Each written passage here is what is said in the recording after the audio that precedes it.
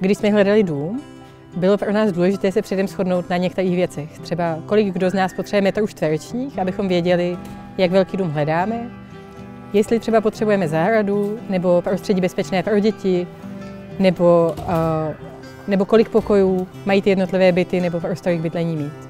Aby vůbec stalo za to jít na prohlídku, musela většina členů kolektivu souhlasit s tím, že dům se jim líbí a připadá jim zajímavý.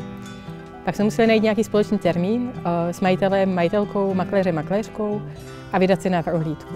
Když se nám dům zdal obzvlášť slibný, už na první prohlídku jsme sebou brali našeho architekta, aby nám řekl, jestli si myslí, že by tam náš záměr šel realizovat.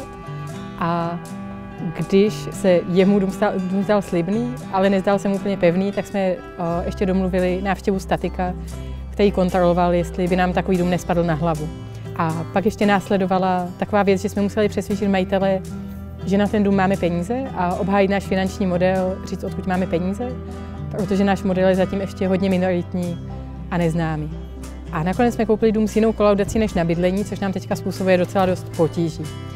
A protože náš dům je kolaudovaný jako ubytování, tak ho musíme rekolaudovat na bydlení, což znamená, že musíme pořídit hrozně moc parkovacích míst, která nemáme kam dát, a taky musíme mít hrozně moc papírů od hasičů a dalších institucí na to, že ten dům může být skolaudovaný na bydlení.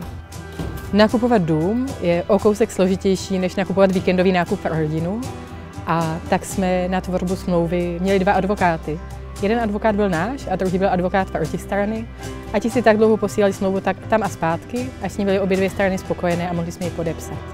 Platba domu je zase o kousek těžší než platba víkendového nákupu i pro komunitní dům, a tak jsme si na to museli zřídit jistotní účet u jedné banky, a u čeho třeba my jsme prohloupili, protože jak jsme měli financování z Německa, tak jsme dostali peníze v eurech, ale transakce probíhala v korunách, a za tu dobu od podpisu smlouvy po tu platbu nemovitosti se změnil kurz natolik, že jsme prodělali 900 000 za tyhle 2 měsíce, které mezi ním uběhly.